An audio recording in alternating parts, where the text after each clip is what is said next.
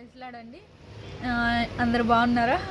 ఈరోజు మనం బైబిల్ గ్రంథంలో చూసుకున్నట్లయితే లూకా సువార్త 19వ అధ్యాయంలో 1 నుండి 9వ వచనం వరకు జక్కయ్య యొక్క జీవితం మన ముందు ఉంచబడుతుంది.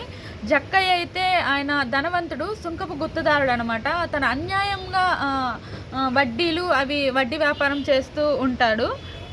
అయితే యేసు ప్రభు ఆ యొక్క ప్రాంతమునకు వచ్చినప్పుడు, ఏ ప్రాంతం అంటే యెరికో పట్టణముకు యేసు ప్రభు వచ్చినప్పుడు అందరూ యేసు ప్రభు దగ్గరకు వెళ్తూ ఉంటారు. అయితే ఈ యొక్క జక్కయ్యకి కూడా ఆశ కలుగుతుంది, నేను కూడా యేసు ప్రభుని చూడాలి అని ఆశ కలిగి, ఆయన పొట్టిగా ఉన్నందున చాలామంది జనం యేసు ప్రభు చుట్టూ ఉన్నప్పుడు ఆయన పొట్టిగా ఉండడం వల్ల యేసు ప్రభు కనబడినప్పుడు ఆయన ఏం చేస్తాడంటే అక్కడ దగ్గరలో ఉన్న మేడి చెట్టు ఎక్కుతాడు యేసయ్యని చూడడానికి. అలా ఎక్కి యేసయ్య ఎవరో అని చూస్తూ ఉంటాడు. అయితే ఈ లోపు యేసు ప్రభు, మనమైతే పై రూపాన్ని చూస్తాం కానీ దేవుడు హృదయాన్ని చూసే దేవుడు కదండి మన దేవుడు. యేసు ప్రభు ఆయన యొక్క హృదయంలో ఉన్న ఆశను చూచి యేసు ప్రభు ఆయన దగ్గరికి వెళ్తాడు.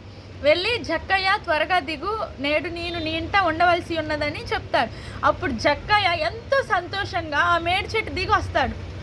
అలా వచ్చినప్పుడు మనుషులందరూ అనుకుంటారు, ఏంటి అయినా అన్యాయం చేసిన ఆ యొక్క మనుషుడి దగ్గరికి వెళ్తారు, మేమందరం ఇంత ఆశతో వస్తే మమ్మల్ని వదిలేసి ఆ మనుషుని యొక్క దగ్గరికి వెళ్తాడేంటి అని మనుషులందరూ అనుకుంటారు. కానీ దేవుడు హృదయాన్ని చూసిన దేవుడు కాబట్టి దేవుడు ఆయన పిలిచిన వెంటనే జక్కయ్యలో మారుమనసు వచ్చేసింది. ఇన్నిసార్లు అన్యాయంగా జీవించిన అతను, అన్యాయంగా వడ్డీలు వసూలు చేస్తూ మనుషుల్ని ఇబ్బంది పెట్టిన అతనికి మారుమనసు వచ్చేసింది. ఏంటంటే లూకా సువార్త 19వ అధ్యాయం 8వ వచనంలో జక్కయ్య నిలవబడి, ఇదిగో ప్రభువా, నా ఆస్తిలో సగము బీదలకు ఇచ్చుచున్నాను, నేను ఎవరిని యొద్ద ఆయనను అన్యాయముగా దేనినైనా తీసుకొని అల్లా అతనికి 4 వంతులు మరలా చెల్లించదును అని జక్కయ్య ఆయన యొక్క జీవితంలో ఆ యొక్క మారు మనసు చూడండి.